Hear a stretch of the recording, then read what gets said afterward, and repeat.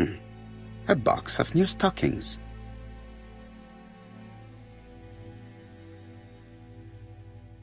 It looks like Betty has a very busy life.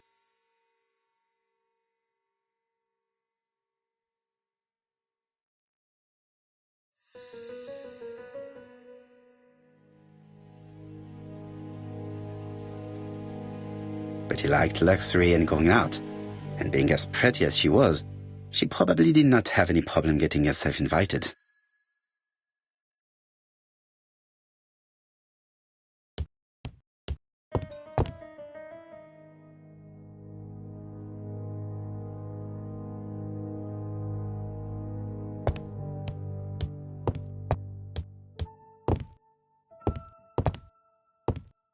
A record sleeve with a handwritten title.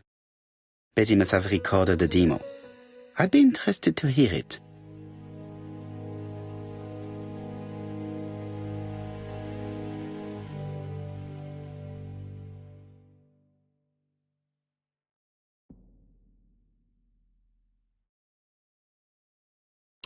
Something on this clock bothers me. Strange. A sheet of paper is blocked in the clock.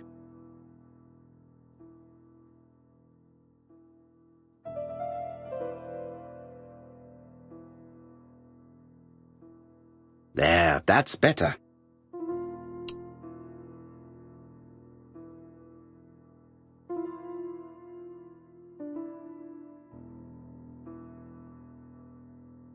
This metal disc is stuck.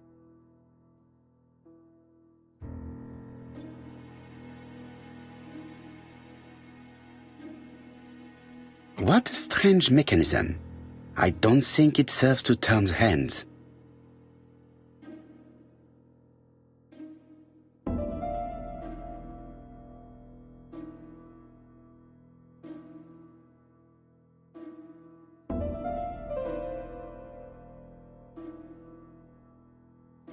This metal disc is stuck.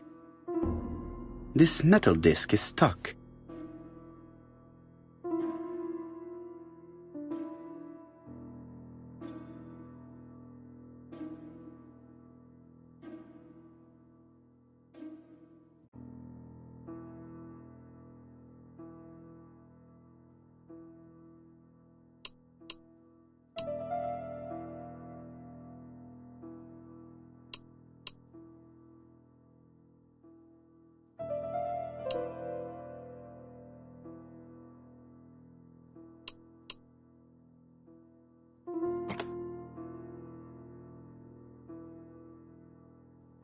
I definitely need an object to make these cogs turn.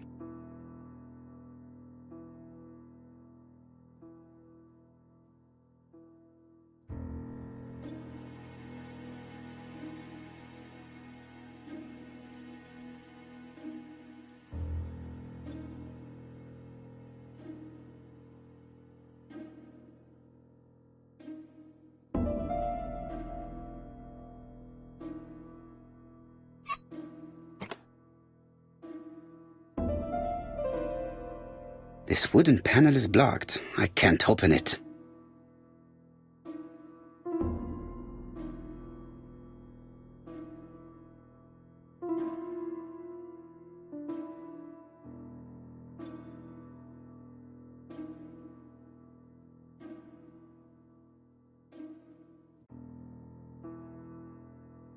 This wooden panel is blocked. I can't open it. This wooden panel is blocked. I can't open it.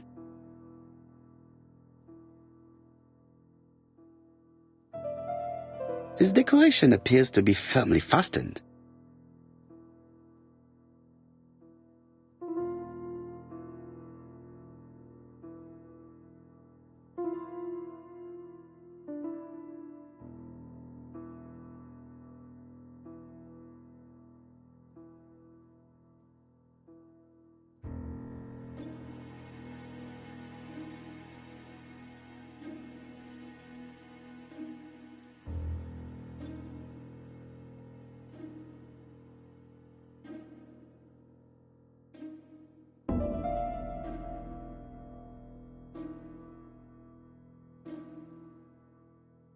Could the screw be slightly loose?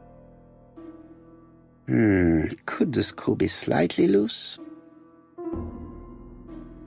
Could the screw be slightly loose?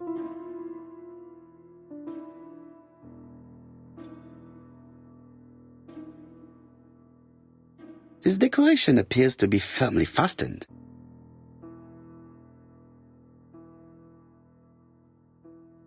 This decoration appears to be firmly fastened.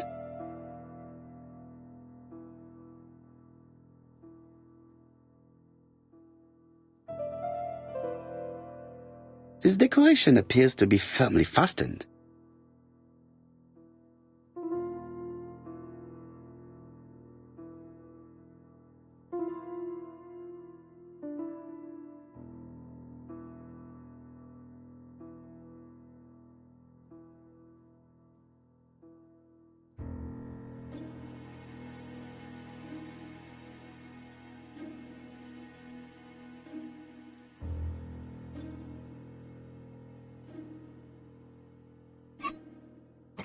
Good.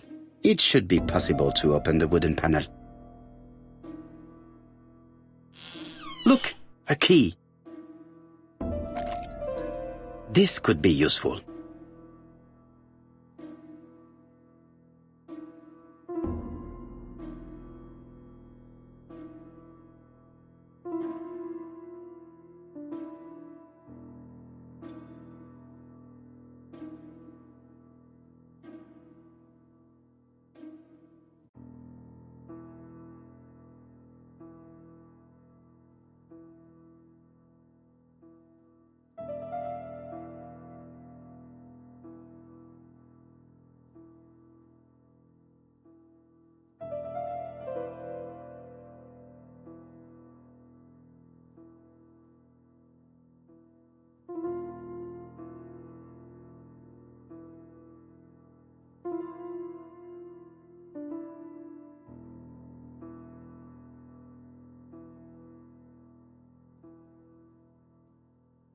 I definitely need an object to make these cogs turn.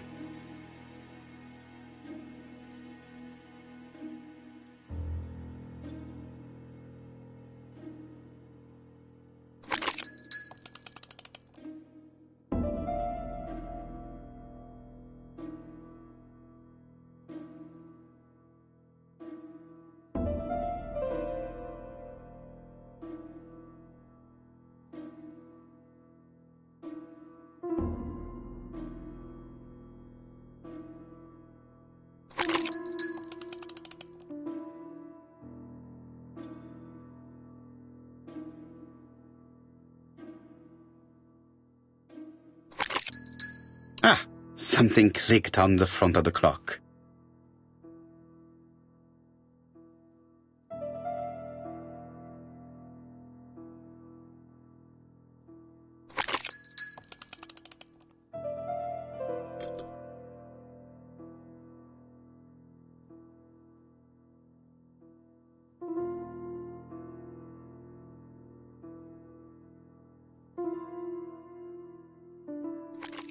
This could be useful.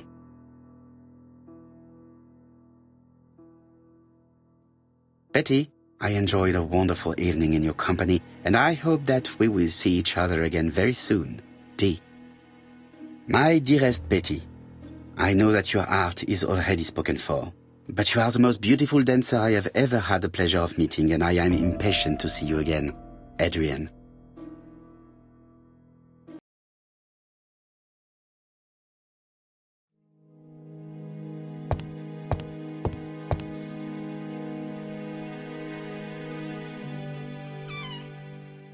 This small key should be useful to me. I've finished with this subject.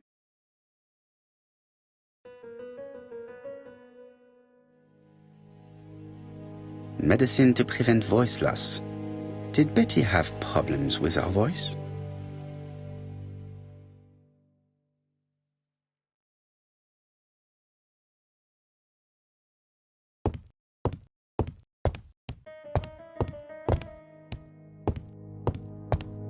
I have not finished inspecting Betty's bedroom. Looking at all the clothes she took out, Betty must have had a problem deciding what to wear. Maybe she had a date?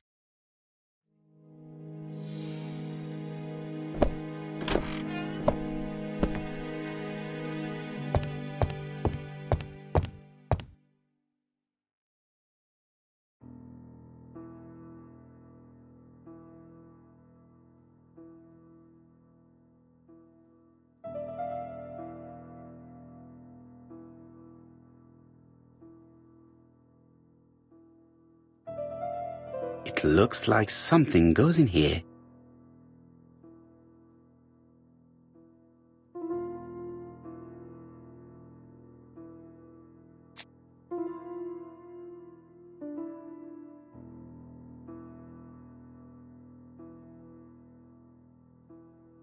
Let us see.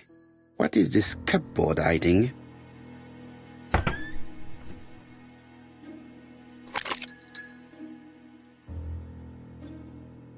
This looks like solfège.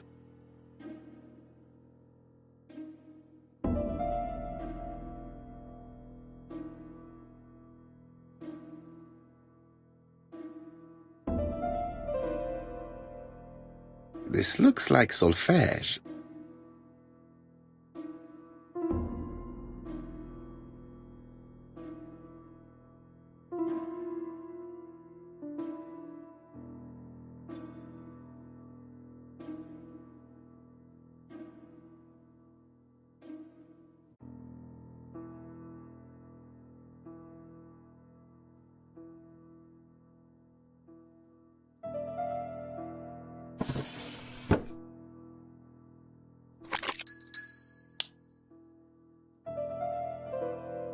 There is bound to be a clue somewhere.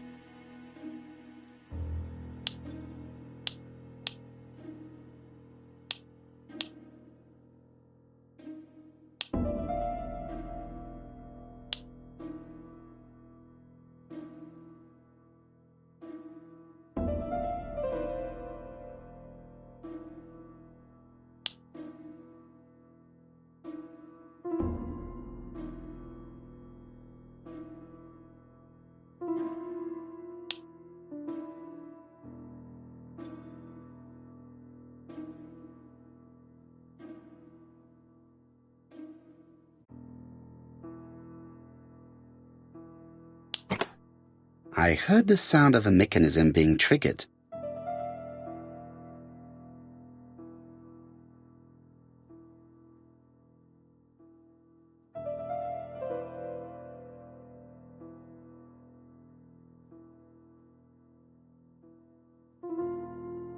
That doesn't work. I must have forgotten a step.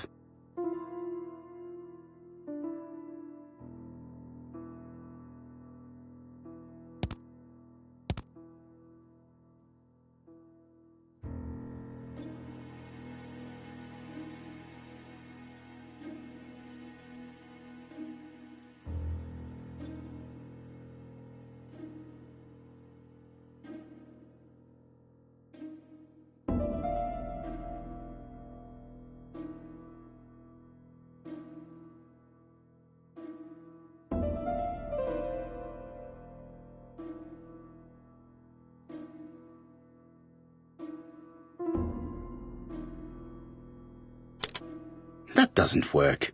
I must have forgotten a step.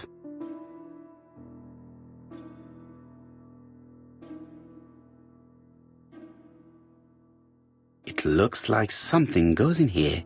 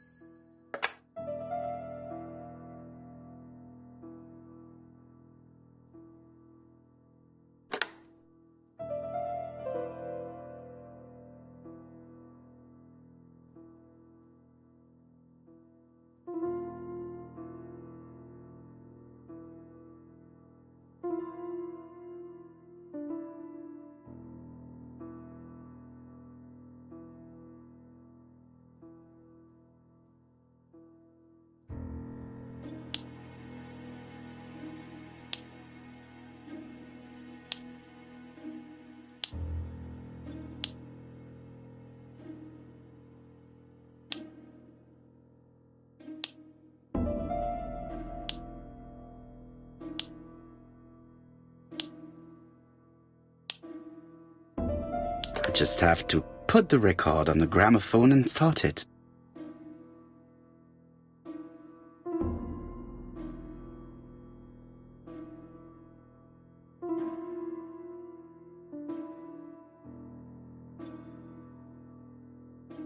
That doesn't work.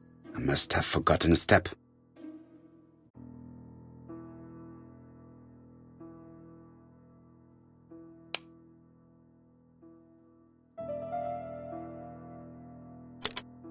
That doesn't work.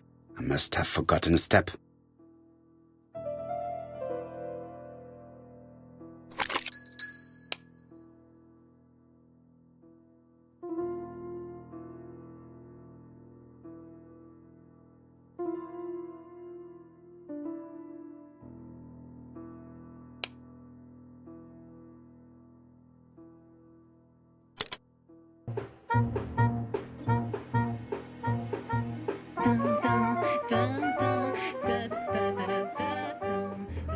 Oh, Donald! We're in the middle of recording. Sorry, Betty, but it's not wise. The doctor said you should rest your voice. You're such a killjoy sometimes.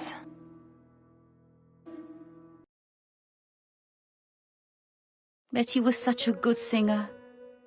It's true. Did she have any problem with her throat? Yes, she had to be careful with her voice. Of course, she didn't follow the doctor's advice. If Don didn't insist, she... Well, it's too late for all that now.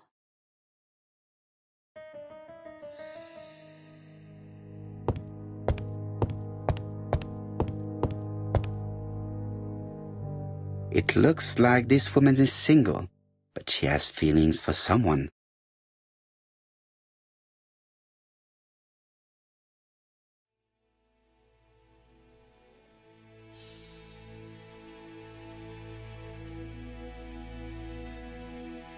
She is looking so intensely at this photo. But is it really her sister that she's studying in this manner?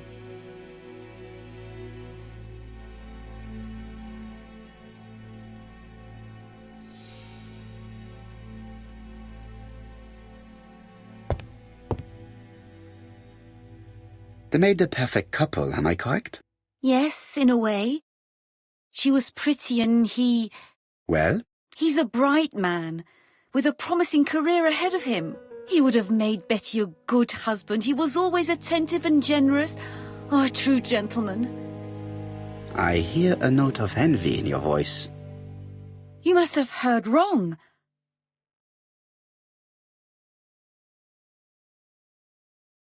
Donald appeared to be very much in love with your sister. Yes, he was mad about her. Mad, you say?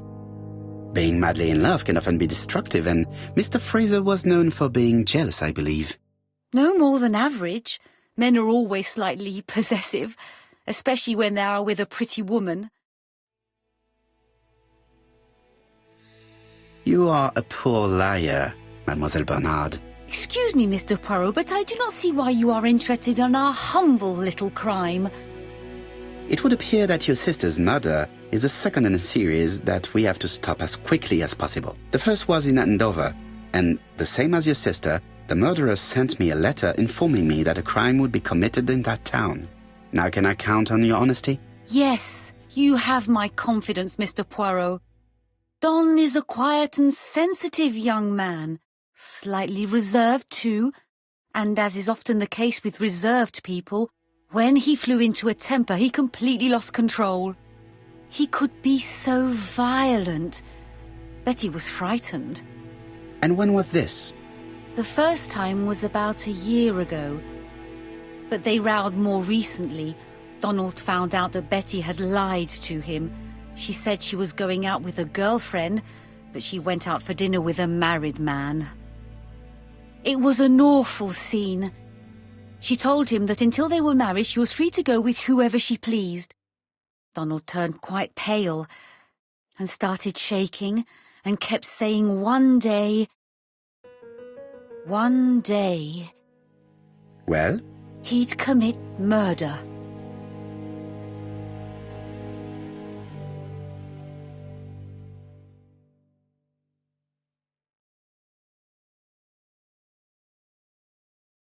So you were afraid that he would become our main suspect. I know that Fraser was jealous, but I wonder why you feel the need to protect him. Exactly.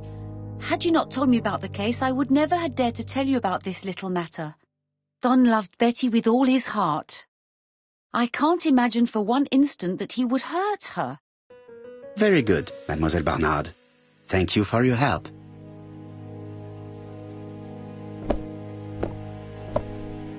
Fraser is at the Ginger Cat. The police haven't spoken to him, but they want to. Très bien, Hastings. Let's see him now. Au revoir, mademoiselle. My deepest condolences to your parents. Of course, Mr. Poirot. And don't be too hard on Don. He's more fragile than he looks. If you say so.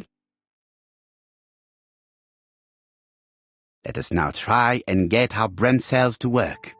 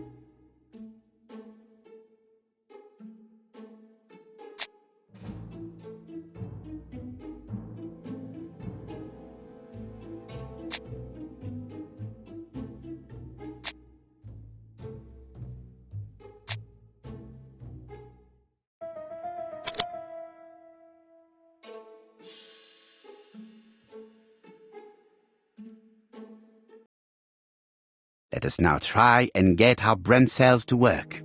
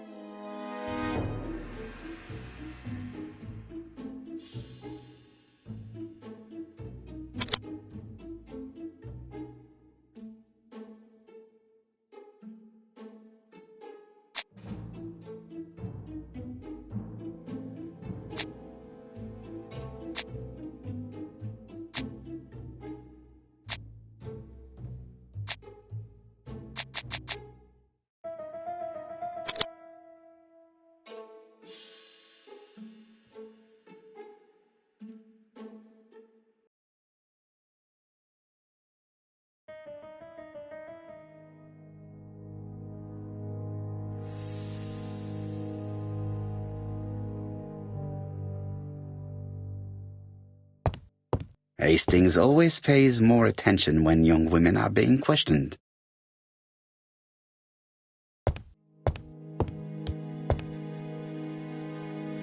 Mr. Poirot, I don't like being stared at. If you have something to say, would you please say it to me?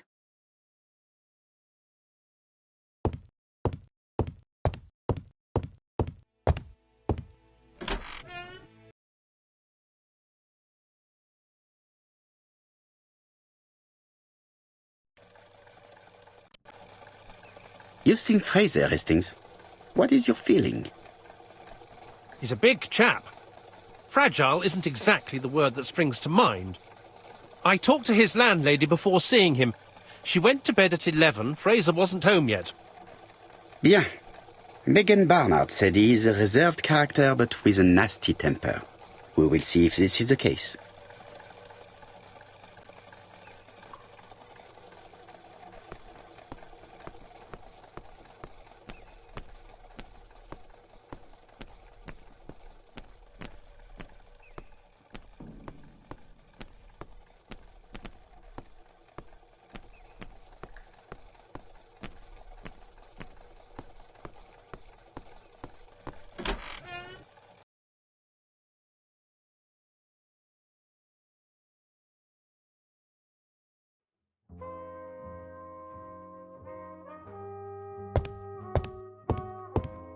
Hastings looks ill at ease.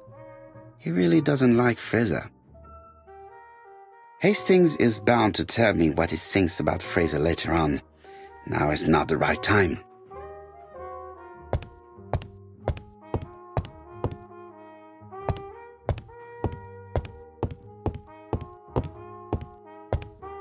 I don't want this young man here.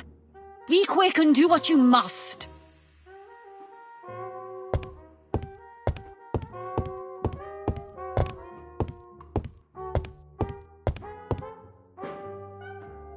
How do you do, Mr. Fraser? You Hercule Poirot. Mr. Hastings said you wanted to speak to me. Yes. I know that it may not be the right time, but I would like to ask you a few questions.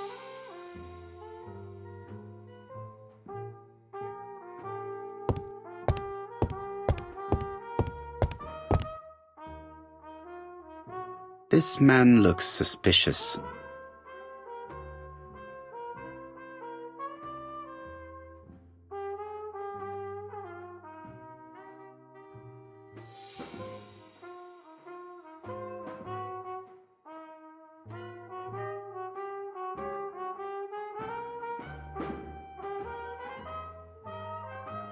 Leave me alone.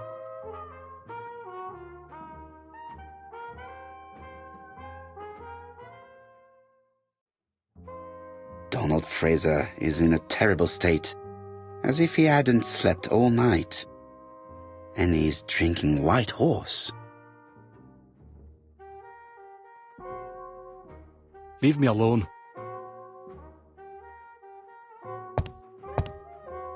Tell me that it's a mistake. That Betty isn't dead. Sadly, your lady friend has been murdered, Mr. Fraser. Oh, Betty, if only you'd listened.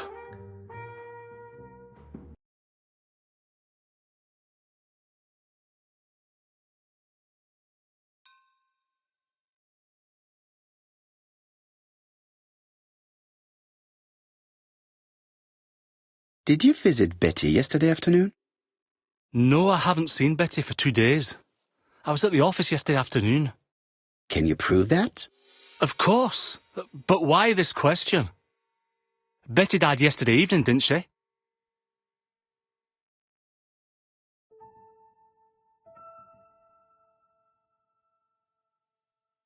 Betty was murdered during the night, but that does not prove that she did not meet a murderer earlier in the day. So am I a suspect? Everybody close to Betty is a suspect, Mr. Fraser. I would be a very poor detective if I did not examine all possible eventualities. Do you know what Betty's plans were yesterday evening? She said she was having dinner with her sister.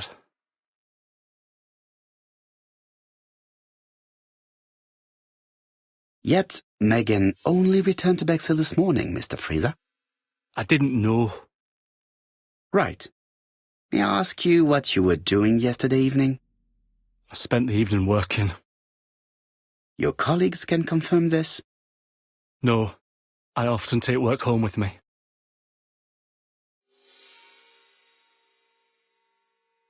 You are lying, Mr. Fraser. As was Betty when she hid the fact from you that she was seeing other men. Betty was a very decent young woman. How dare you sully her memory?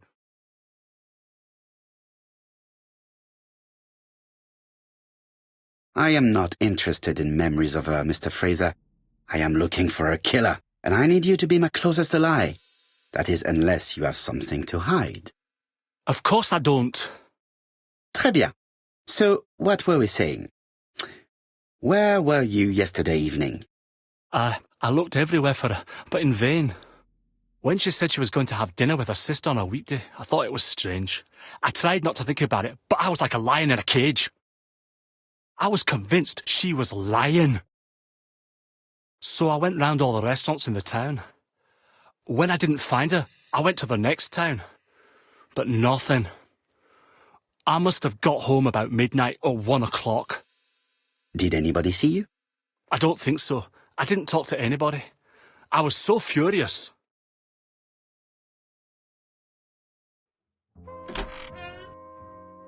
Ah, I knew I'd find you here, Poirot. I thought the victim's young man was here. Yes, he's all yours, Chief Inspector. Let us now try and get our brain cells to work.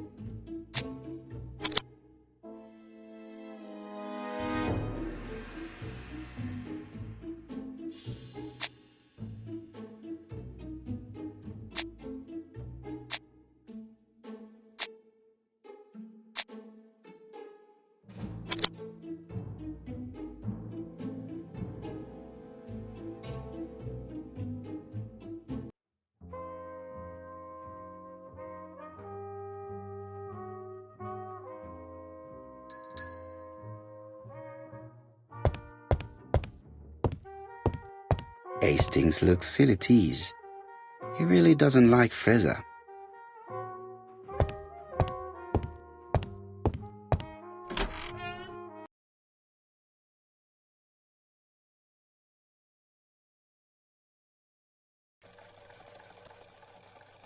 Fraser doesn't have an alibi and he's extremely jealous. You are very skilled at summing up. And yet you haven't asked Japp to arrest him. It is too soon. But I agree, without the letters announcing the crimes, Fraser would already be behind bars. Bon, I think we have enough elements. Let's reconstruct the events at the scene of the crime. I can't imagine how the murderer wasn't seen, though. Surely she must have struggled. Let us try and imagine the scene.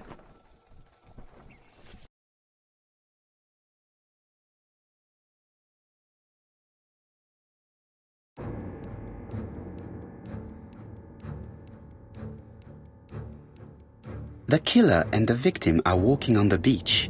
Miss Betty has a bag, a belt around her waist, and carries her shoes in her hand.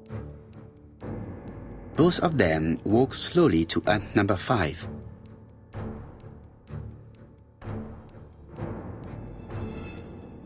Both of them walk slowly to hut number 6.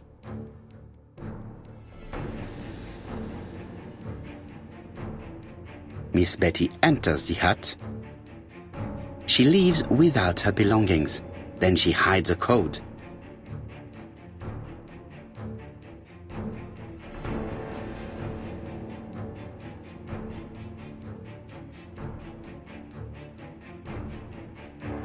They keep walking.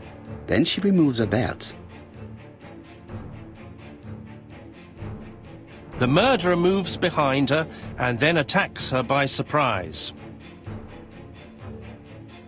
The body falls, lifeless, on the sand. Everything appears to match the crime scene, mon cher Hastings. That is exactly what happened.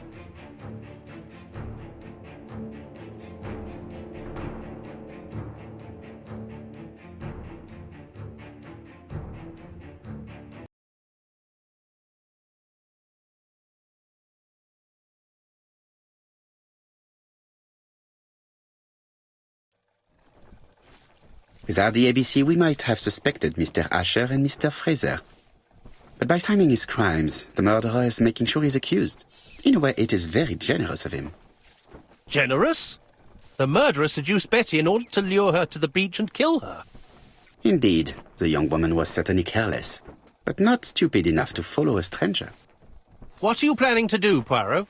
Return to London, mon cher Hastings.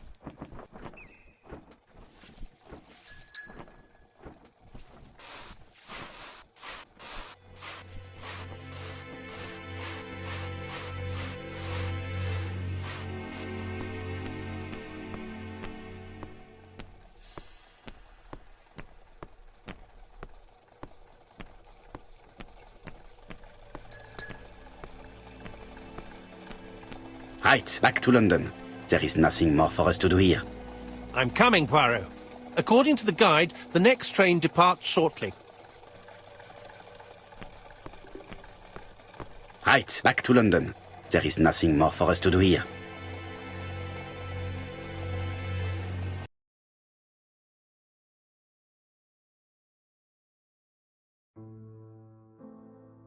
Japp has decided to reveal details to the press. The alphabet murder is now famous. It is not a bad idea. The more people who know, the greater our chances of finding out something of interest. Poirot, I have a bad feeling.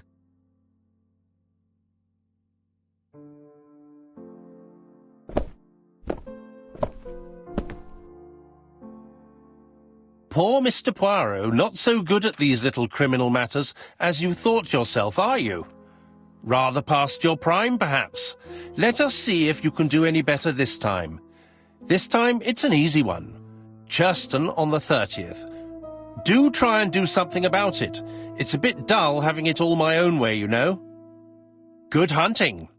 Ever yours, ABC.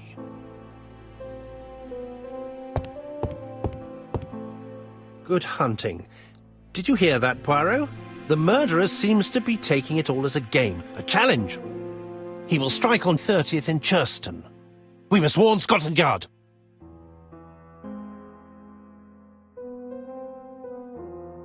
No time to lose. We must prepare our suitcases for Churston. Mon Dieu, it is already 10 o'clock. I will call Scotland Yard immediately.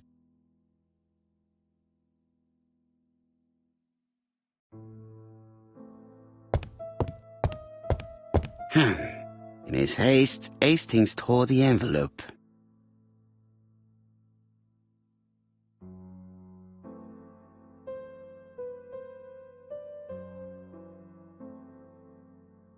Poor Mr. Poirot.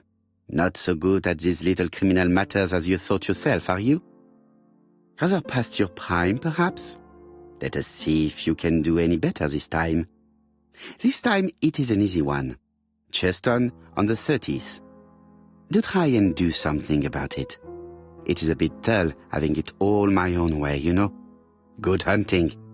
Ever yours, ABC.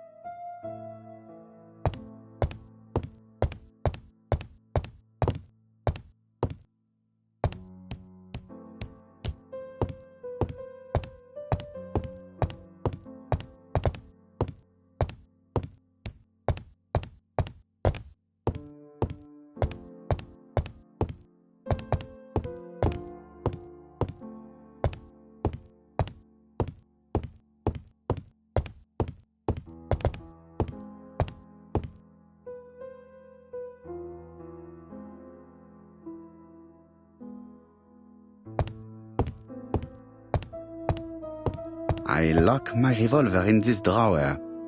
I've not used it in a very long time.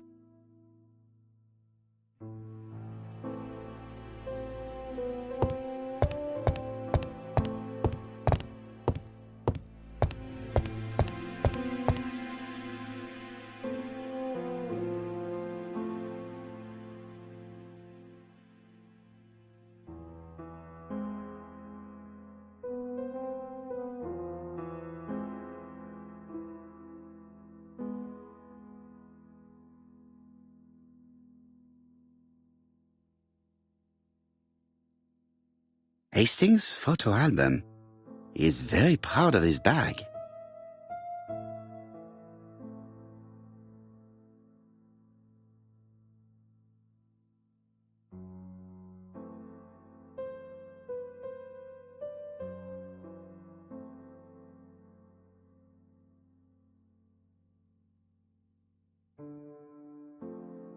Bexley, Sussex, population 24,703.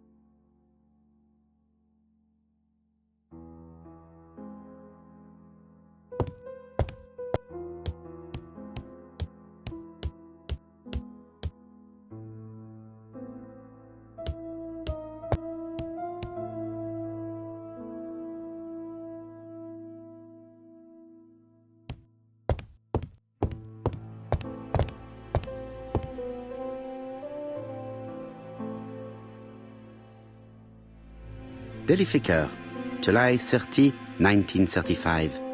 ABC affair, no progress. The alphabet murderer is still on the run. Ever since the police found the connection between the Bexhill and Andover affairs, the inquiry has barely progressed. In this issue, we are publishing provocative letters sent by the killer to Hercule Poirot. Unfortunately, they have not yet helped to find him. Daily Flicker, July the 26th, 1935. The Bexhill Horror. Young maid strangled on the beach. Killer struck at midnight.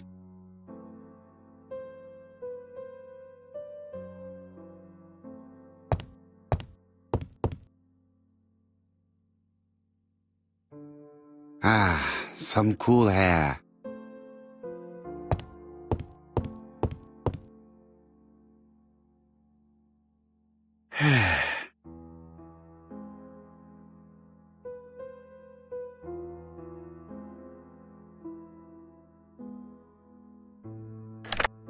Hello, chap. We received a new letter from ABC in the 10 o'clock post. Where and when? In Cheston. Today. Today? I'll inform the population immediately. I'll check the train times. Call me back.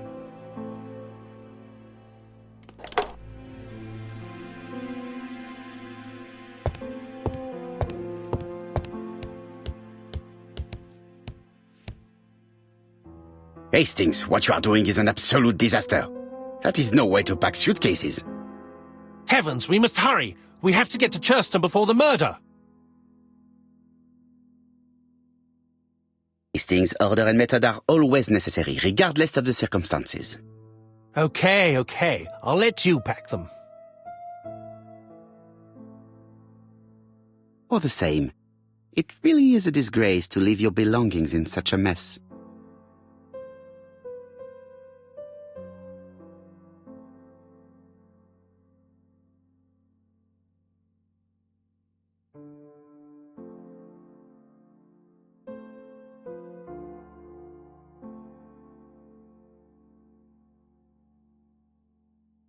Voila! It only took a minute. Poirot, you were right. I've just consulted the ABC guide. There's no hurry. The next train doesn't leave till 11:45. You see, there is no need to hurry. We will not be in Churston until tomorrow morning, after the murder. But why has the murderer warned us so late? It's not what he usually does. Did he do it on purpose? Very good question, Hastings. We should also compare the letter we have just received with the other two, although I have very little doubt about what we will find.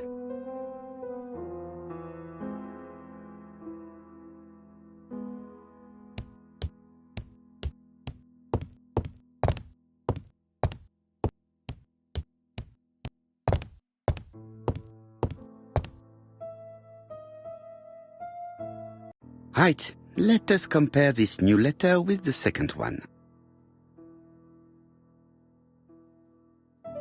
Let us examine this more closely.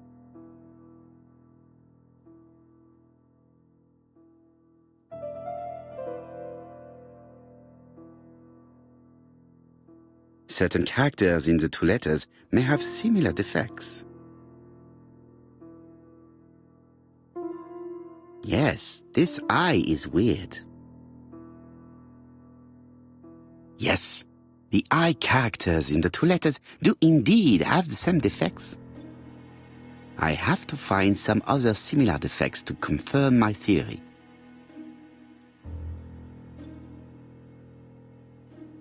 The W is not printed properly.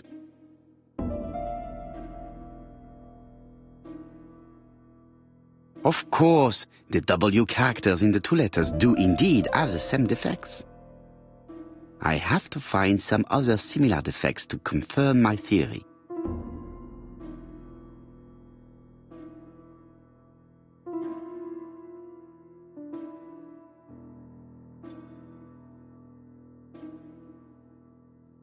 Yes, the A appears to be quite unusual. That's right. The A characters in the two letters do indeed have the same defects. My theory was right. These two letters were written with the same typewriter. Let us now try and get our brain cells to work.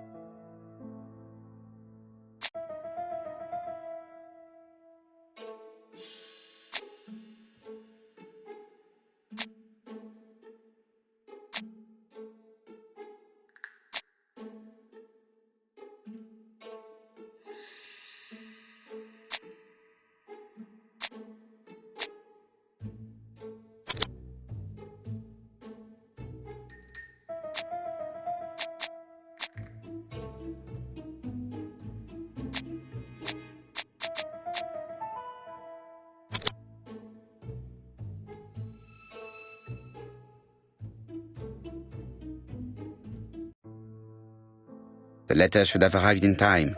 The postmark shows that it was sent 3 days ago. However, our man made a mistake in the address, which explains the delay. All the same, the post office took their time correcting the error. Come on, Poirot. Your address is not quite as well known as that of Scotland Yard. Poirot, the telephone. It must be Jap.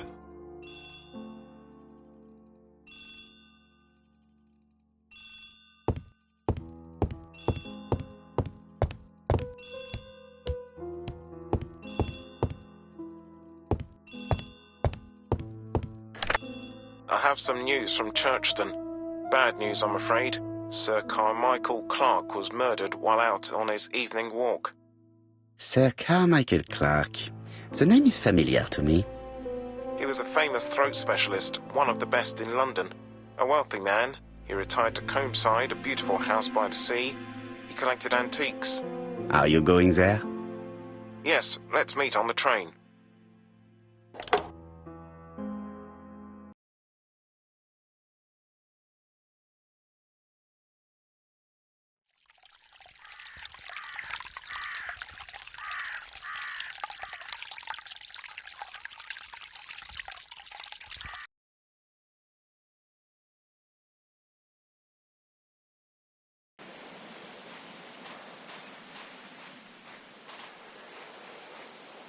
The victim is called Sir Carmichael Clark, one of the best throat specialists in London.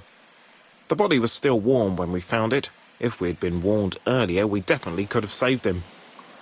It appears that the murderer made a mistake when he wrote his letter. A mistake? Lucky for him. And what if he did it on purpose? No. He's defined his madcap rules and he's sticking to them. It's a matter of pride for him. Shall we go up to the house, Poirot? You go, my friends. I will come soon.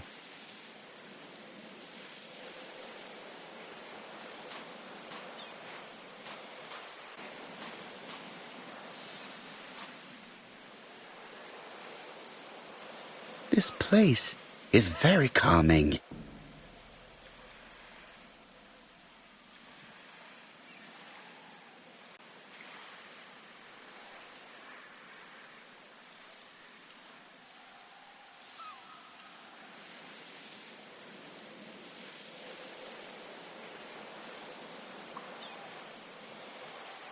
The site is exceptional. It is easy to imagine that Sir Carmichael used to enjoy stopping here every evening.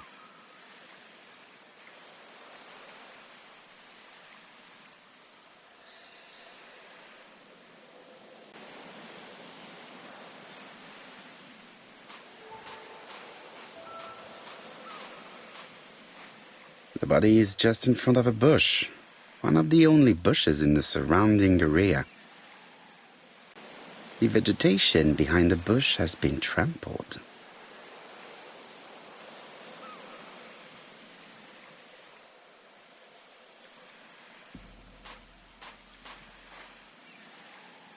Jap has emptied the victim's pockets and has laid out their contents on this piece of wax cloth.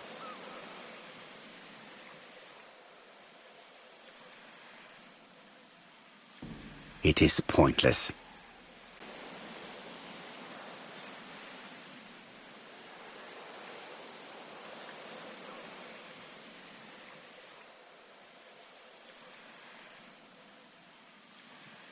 An oriental dragon. It's an old piece, much older than the pocket watch on which it was fastened.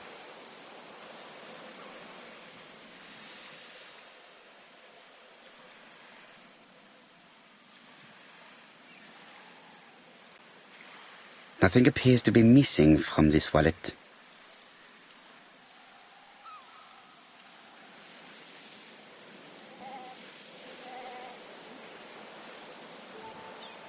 A signet ring, very probably with the Clark family's coat of arms.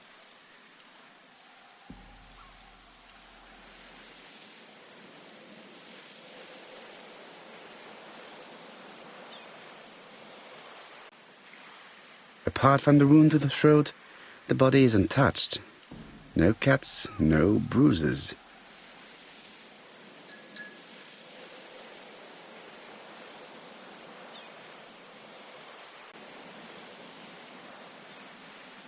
An ABC guide, the murderer's customary signature, covered in blood this time. Sir Carmichael's throat was cut. It's a clean incision, a professional murder. The gravel on the path has been sprayed with blood that covers a conical-shaped area, which starts at the body and becomes wider as it moves further from the bush. Let us now try and get our brain cells to work.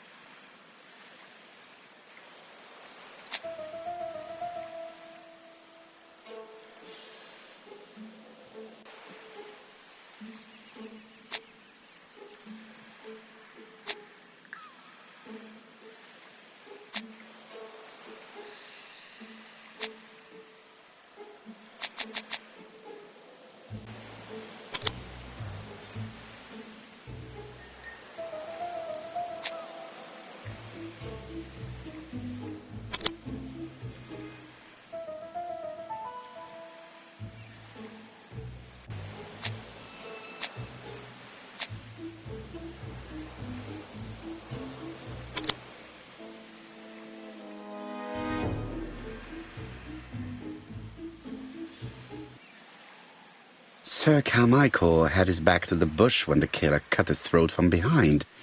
A fatal blow that sprayed blood over a range of more than 1 meter. Let us now try and get our brain cells to work.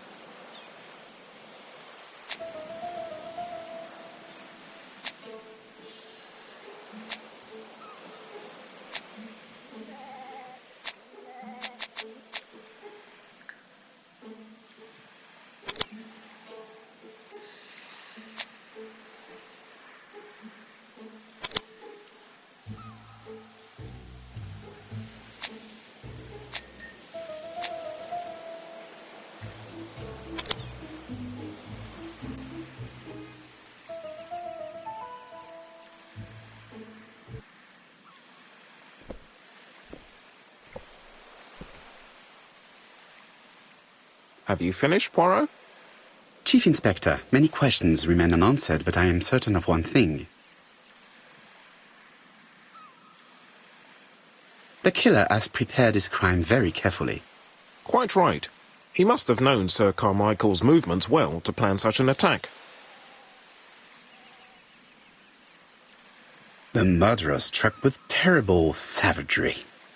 Yes, blood flowed. It's the first time he's attacked a man. He armed himself accordingly. Have you spoken to the victim's family, Chief Inspector?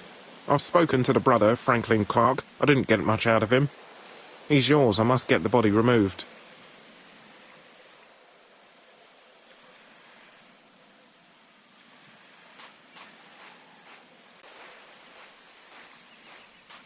I had better go up to campsite.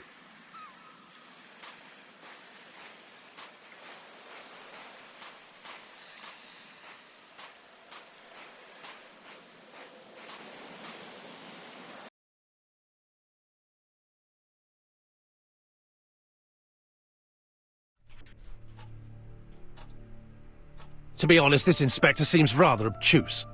I'm counting on your friend Poirot to catch my brother's murderer. Ah, here he is now. Please, Mr. Poirot. Mr. Poirot, this is my brother's secretary, Miss Thora Gray. Pleased to meet you, Mr. Poirot. Would you like some tea? No, thank you, mademoiselle. I find it hard to digest.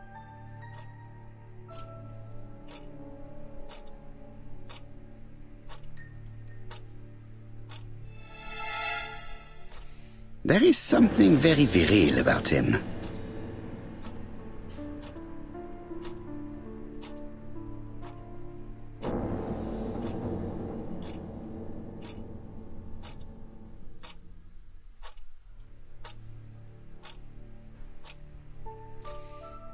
Franklin Clark is an adventurer, the sort of man that women like.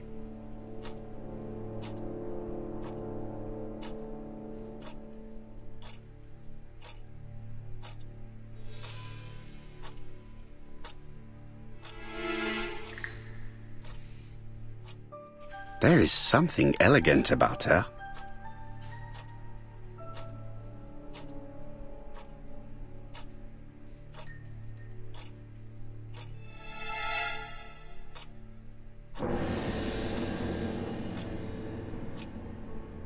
She has good taste.